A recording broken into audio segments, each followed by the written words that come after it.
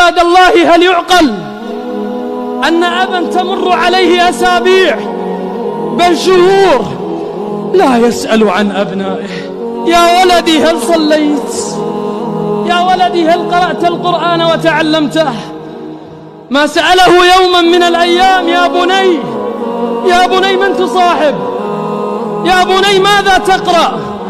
يا بني ماذا تشاهد؟ يا ولدي بماذا تفكر وماذا تريد؟ هذا الأب الذي يغيب عن حياة أبنائه هكذا ولا يجلس معهم إلا منهكا في آخر النهار أمام الشاشة ليشاهد فيلما أو مسلسلا، ولا يتكلم مع أبنائه ولا يسأل عنهم. بالله عباد الله قولوا لي، في أي خانة يوضع هذا الأب؟ أليس أمثال هؤلاء من الموتى وليسوا من الأحياء؟ ألا يمكن أن يعد أبناء هؤلاء في عداد الأيتام؟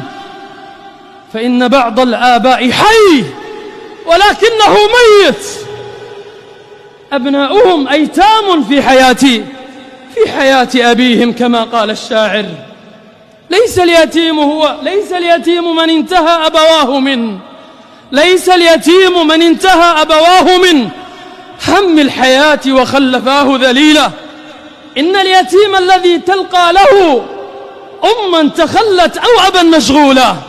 إي نعم أيها الأب الكريم، ابنك هذا أمانة في عنقك فلا تضيعها، فسوف تسأل عنها والله يوم القيامة. فكما تسعى عليه في الأكل والشرب واللباس، فكذلك فأشغله بطاعة الله حتى لا يشغل بمعصيته. كذلك اجعله يراقب الله حتى لا يجترح ما يسخطه. نعم أيها الأب الكريم، ولا تربي ولدك أن يكون عبدا لهذه الدنيا فقط، عليها يعيش ومن أجلها يلهث وفيها يدرس، ثم تراه تاركا للصلاة عاصيا لمولاه، فلا تحرك بذلك ساكنا ولا توقف متحركا. إي نعم، بالمقابل لو تأخر عن المدرسة أو غاب يوما من الأيام، لو تأخر أو غاب يوما من الأيام لأشغلك ذلك طول النهار، والله إي والله لأشغلك ذلك طول النهار.